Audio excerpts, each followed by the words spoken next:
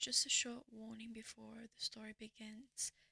This is classified as NSFW on r/no sleep. There are a bit of strong language and maybe mentions of abuse and just things that might be a little bit too much for people. So do be aware, and if you're okay with it, then do continue. Anyways, see you on the other side. Hello, welcome back to Kirana ASMR. So, for today, I'm going to be doing a soft-spoken ASMR rather than a whispering one because I've got requested to do one, and I thought it would be nice for people who don't really care for the whispers but really enjoy the narrative aspects of my horror ASMR readings. Whoops, the light. But for today, I saw this article from Insider.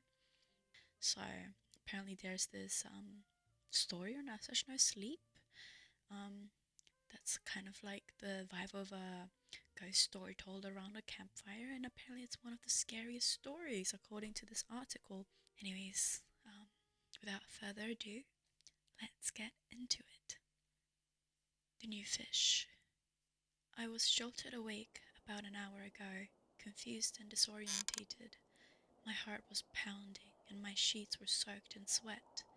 Some slavering, malevolent horror was in the trailer with me, creeping up on me while I slept with poised claws and razor teeth. The absolute certainty of this coated my mouth with the metallic taste of fear, sour and dry and thick. I grabbed the baseball bat that lays beneath my cot and tiptoed around the cramped darkness of my trailer, straining to hear over the kneeing of the wind outside and the pounding of my own heart. Of course, there was nothing here except my goldfish and yours truly, the sweaty guy in his underwear. It was the gusting wind that startled me awake. It happens quite often in the late autumn and early winter. The wind rips through the scrub of skeletal trees that surround the trailer park and charges with the lion's roar into our lonely huddle of frail little shelters. It gibbers and shrieks and pounds on our walls with fists of dead leaves and frozen grit. Satisfied that I wasn't about to become chow for some unspeakable creature, I lay back down on my squeaky, saggy old cot and tried to get back to sleep, but I couldn't. Instead, I found myself thinking about that night in the penitentiary, the night of the lockdown. I kept thinking about Mikey and Big Rob and the rest of them, all of us huddled in a cell with the lights off and the frigid northwest winds howling at the walls. After a while, I gave up trying to sleep. Instead, I sat down in front of the computer and I started typing. I'm no storyteller, not the Mikey or Hutch, but I'll try my best. When I first came to the pen, the thing that struck me the most about the place was just how much the cons talk. On the occasion when I'd served time in the county jail, there had been talk, sure, but it was terse and impersonal. When they're only serving a few months, I guess a lot of people feel the situation is too temporary to bother forging any ties with their fellow inmates. You play cards with your Sally, or you sit in the day room and watch TV in relative silence. The only time that there would ever be any noise or action was when a scrap broke out over a card game. Fights were the only thing that passed as excitement in county. Every other moment of the day was comprised of dull, boring nothing. Going in, you just hoped that the food wouldn't be too bad, and that your Sally wouldn't end up being a gang member or a meth head biker waiting out a long patch of dead time. People, in other words, who might beat the crap out of you as a way to pass the hours. The pen, though, is an incredibly noisy, smelly, vocal environment. I remember very clearly the moment when my little group of new arrivals were let out of the fish tank and into our new home. A pod housing 200 inmates. I was overwhelmed by the deafening din of voices and activity when the hacks marched us, bundles in hand, out onto the range. Of course, there are the obligatory cat calls and wolf whistling, but most of the cons seemed completely oblivious to us. They were too busy living the ebb and the flow of the penitentiary life. Of course, this was not actually true. Con sees everything, and I mean everything, but they talk even more. My first Sally wanted both my bail and my ass, in that order. And that wasn't happening. I hammered him in the mouth, and it was on. The fight spilled out of the cell and into the corridor of the pod. He was a big, tough old bull, but I had him leaking, and his confidence was shaken. Before the CO got to us, I'd managed to get the nasty old frick face down onto the floor and was whamming away on the back of his head and neck like a jackhammer. Then the hacks got there, and one of them laid a size 12 boot upside my skull. The kick knocked my brain clear over the moon. The world immediately went out of focus, and it stayed that way for almost 12 hours. I spent the next 3 weeks in the hall for fighting, and when I got out, I was placed in a different pod.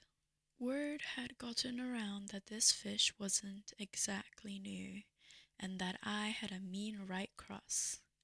No one bothered to try and roll up on me in the yard that day, and when I sat down at chow with my new Sally and some of his boys, no one objected. I had been checked, and I passed the test. I wasn't a punk or a sissy. I could sit with a man. Yeah, it's a different world, the pen is, and it has wildly different rules. You couldn't fully understand unless you've been there.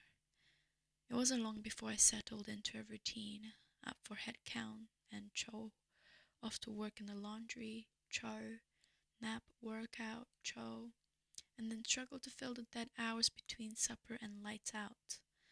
There wasn't much to do.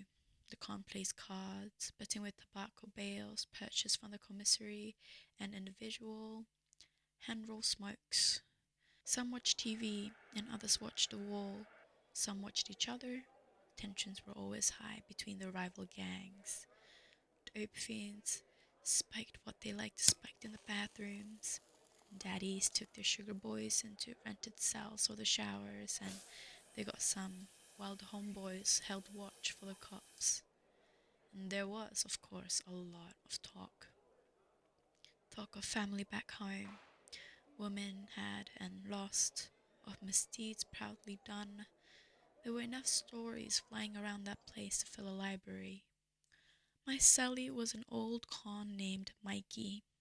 He had originally been sentenced to 15 years for second-degree murder during a robbery, but he had gotten into so much trouble since landing in the pen that he'd managed to acquire an additional 10 years on top of that.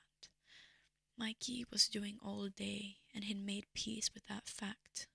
A good call, all in all.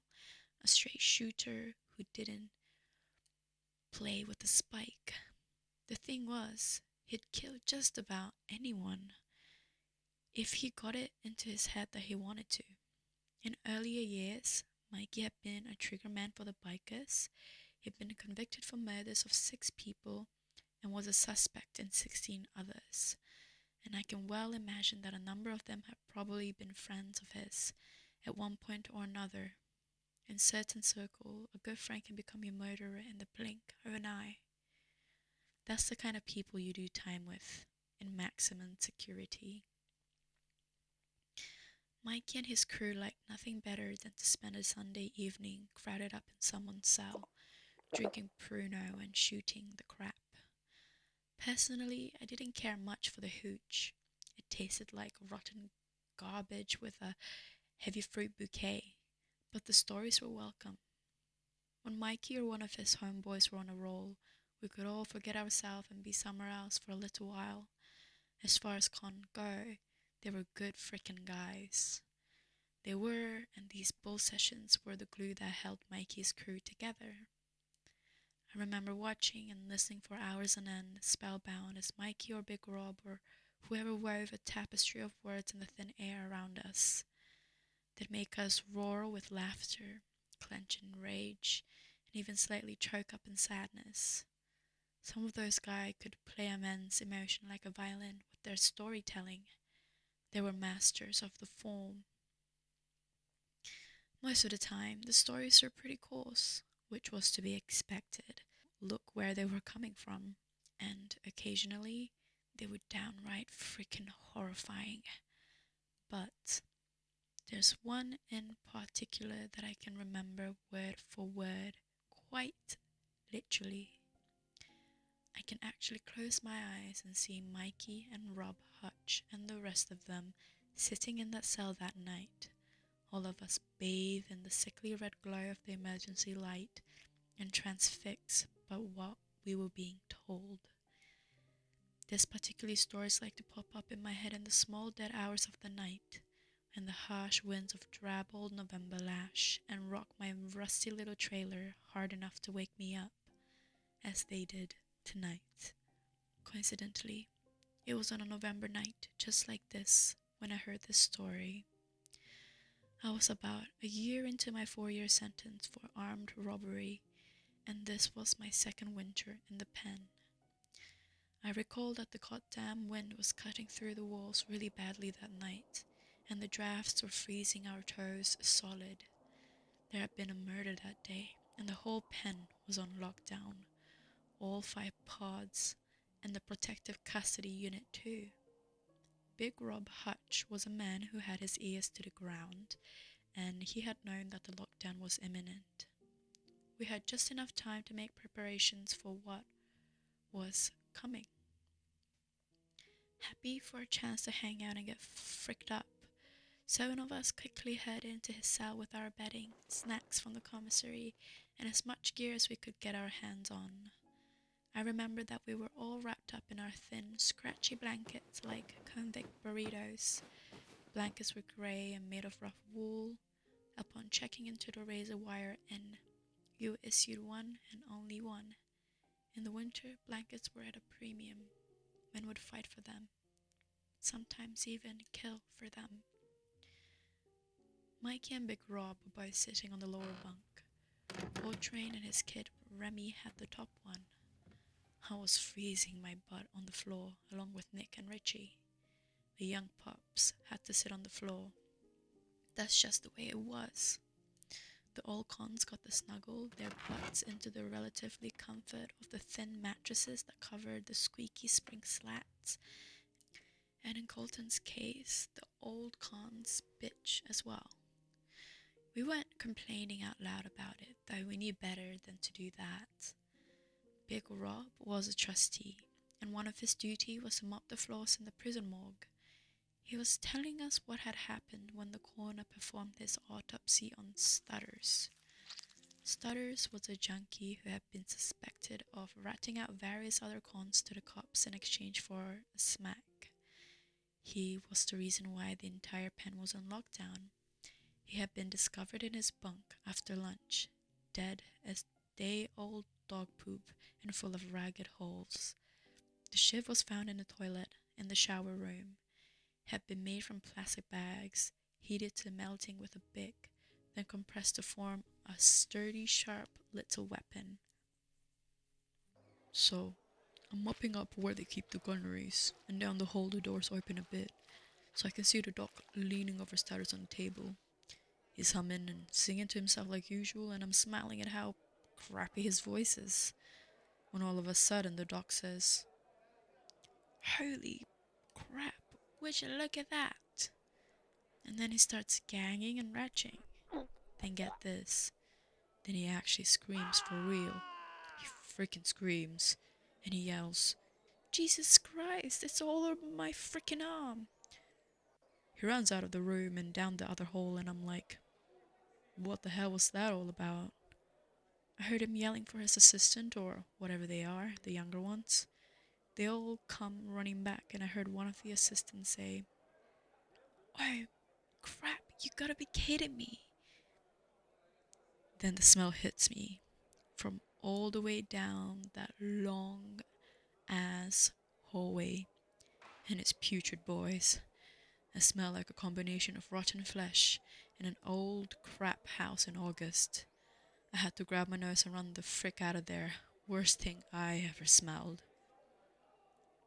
Nick asked, "What was it from?" and shifted uncomfortably where he sat beside the toilet. He was a good bit younger than me. He just celebrated his 20th birthday a few months ago. It was his first time in, and he'd drawn the short straw.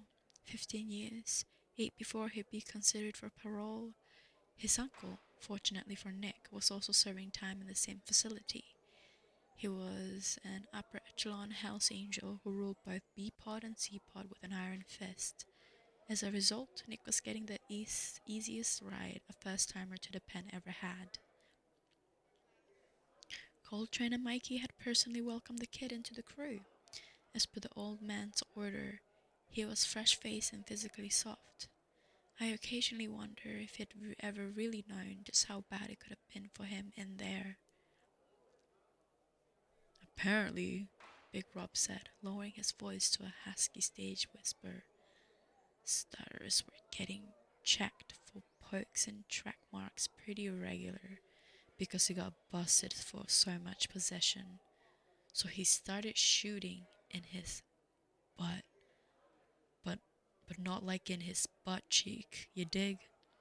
I mean right into the wall of his rectum. He was shooting right inside his freaking butt, man. Can you imagine that? Pretty soon he'd develop a freaking horrible abscess. Because of all the fecal bacteria and crap that was living up his old dirt road, the abscess got infected real bad, and after a while, it skinned over with a crust of white blood cells and gross stuff and ballooned out into a giant pus bubble. The bubble got so big that it eventually closed up the poor man's butt, and I mean right freaking shut. He was apparently going around like that for weeks, man. For real, weeks. He must have heard. So the doc saw something kind of bubbling out of the dead butt, and he prodded it with his scalpel, and then pop! Out gushes a metric frickload of bloody green pus, full of dead bacteria and stinking like the devil's ballsack. "Oh, ew, that's just dirty, man," Mikey groaned, and mime throwing up all over the hutch. We were all wrinkling our nose in disgust and shaking our heads. Dirty was not nearly adequate for this disgusting image. "That ain't it though, my friend. That ain't it. The worst part," he continued, "was the fact that starters had been bung up with this frickin' pus balloon for a few weeks, you know. It stopped up his poop canal. And when the doc popped that thing with his scalpel, oh hell no. It was literally a poop storm. It spurted out of his butt like a high-pressure hose." We regarded that image for a moment or two in stunned silence. I felt a bit ill. "So freaking dirty," Mikey roared, and despite what I just heard, I had to laugh. Coltrane and the others joined in. Remy just looked disgusted. He was filing his nails. Remy was no longer just another cellbog punk, a weaker man that traded what he had to trade in order to get by in the world dominated by strength. In recent months, he went and gone full-blown girly. After a year or so of enduring the subservient female role at the receiving end of Coltrane's whole leg, Coltrane was in fact the one who turned Remy out in the first place. He'd finally stopped playing the part of a woman and was now living it. It was apparent that he started taking illicit female hormones. His arm hair had thinned out, and it seemed that he had recently grown the barest suggestion of breast beneath his orange jumpsuit. By the time I got off the pen, Remy had changed his name to Riani and was the wife of, get ready for this, none other than Nick's uncle, the unofficial kings of Pods B and C. Riani was known for causing savage fights amongst inmates who were vying for his attention. That incidentally was exactly how Coltrane ended up earning an unexpected early parole. A backdoor parole, as they call it, because you don't leave through the front gate when you're dead. So, the doc got pooped on by a corpse, said Richie in a slow and dreamy tone. It was puss-covered poop. That's crazy, man. Do you think that happens a lot to him? Or like, was that the first time? Richie had snorted some hydromorphine earlier, and now he was somewhere in the clouds, floating around with a stone grin on his face. Richie, that's just... Mikey trailed off. Actually, it's a good question. Want some hooch, boys? I was just opening my mouth to say, no. Frick no. And then there was a pop, and everything was dark. The cons began yelling and hooting all across the pod, both tiers on both sides. Big Rob yelled, shut up, you frickin' idiots. It's just a blackout. For Christ's sakes, pipe the frick down. And for a wonder, some of them actually did.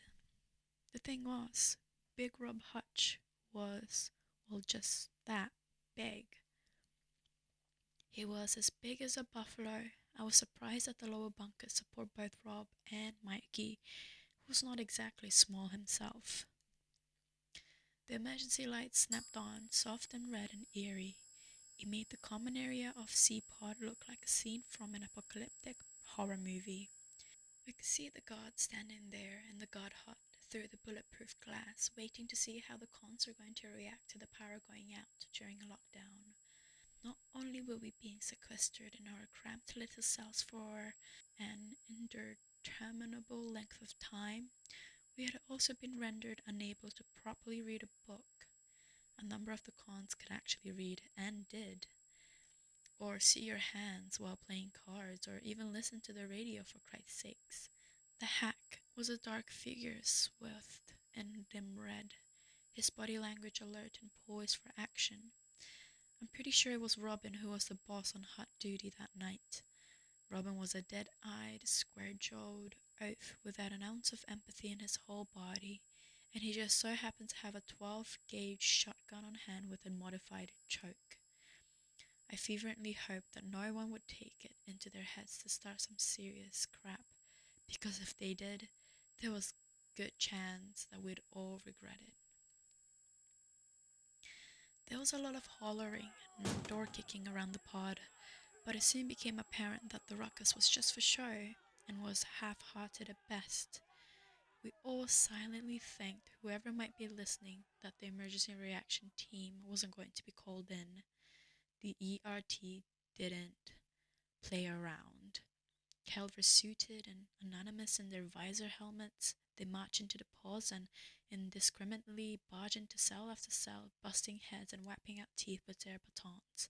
Hell, you might even get shot, and the ERT shoot to kill. Man, I was getting real worried out there for a minute. If the freaking goon squad busted in here and found all our stuff, we'd be dicked. Richie was doing 6 years for selling pills, the sentence for a second-timer loser. OxyContin and hydrocodone were his chemicals of choice. Faced with the boredom of prison life, he started using the products he sold. He was a straight-up junkie by Christmas of that year. Mikey didn't care about anyone using junk, would even have a little snort here and there himself, but he didn't like addicts, not one bit. He cut Richie out of the crew. Addled by junk, plagued by debt, weak and alone, Richie ended up bunking with some fellas from the top tier across from us, the black tier, in a maximum security penitentiary. This has unpleasant connotation. Business might occur between the color lines, but that's generally where any benign fraternization ends. You might not be racist when you're on the outside, but when you're inside, you don't have much choice. To be blunt, it's like this. If you're white, you stick with whites.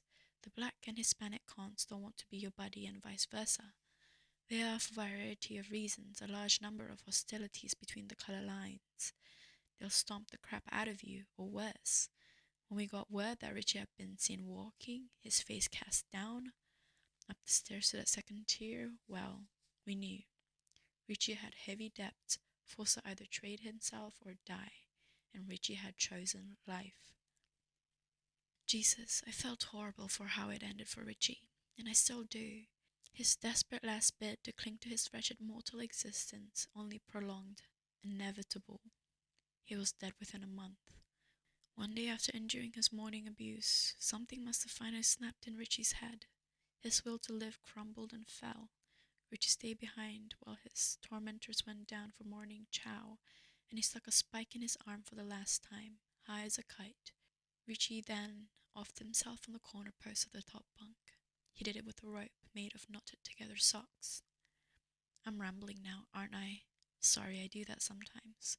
You just have to bear with me, I guess. I'm not good at this, not like Mikey or Hutch. I'm just a lonely guy who can't sleep some nights when the shrieking wind could be mistaken for the wailing of lost souls, shaking and rattling the windows in their frames.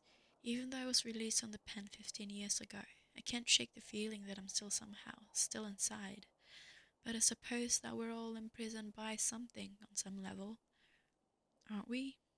On nights like tonight, my prison is this rusty trailer. It's my pathetic menial job, my divorce, my raw red-eyed fury, unfocused and impotent, its sorrow and regret. On nights like tonight, my prison is the past and my inability to leave it behind. So there we all were, sitting there in the weird red gloom and listening to all the yelling and crap slowly die down. Richie abruptly went on the nod.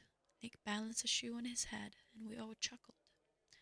Coltrane started talking about a hockey game that was about to start, then abruptly shut up. We were on lockdown with no electricity. There would be no hockey game that night, not for us. We passed a J around, and when that one was roached, we passed another. Finally, Mikey spoke up and broke the silence. So, who's up for some Twilight Zone crap tonight? I got a good one for you. Remember the last time the power went out, Hutch? Hutch shot him a dark look, then did something very unusual for a hardened con. He shuddered. You want to tell the boys that story? I don't know, man. Why not? I mean, the lights are out and the winds are howling out there. Perfect time for it. Okay, let's do it. Big Rob cleared his throat and said, Okay, boys, it's time for a scary story. Crowd around the frickin' campfire and grab a cup of this fine wine. To be continued. And I'm sorry to end it on such a cliffhanger, but I'm excited to read the actual scary story. I think that's what the insider mentioned as the scary stories, but the intro or the whole setting up of the world is really good. I mean, this feels like a book that I just read like from a bookstore, you know, in an actual book. It's like written very well. Anyways, how did you guys think about it? And do you hate that I'm not whispering? Or do you enjoy the fact that it's not like, I don't know, some people like it more narrated rather like ASMR, and I like it both, so I don't mind it. And I'm sorry for my tongue today and this week. It's painful, it's hard to eat, and I love eating, so yeah, but I can pull through it. I can drink milkshakes, I guess. Use straws instead of eating. Anyways, I hope you get a good night's sleep, and if not, well, good night. Sleep tight, and don't let the bed bugs. That's right, bite. Good night.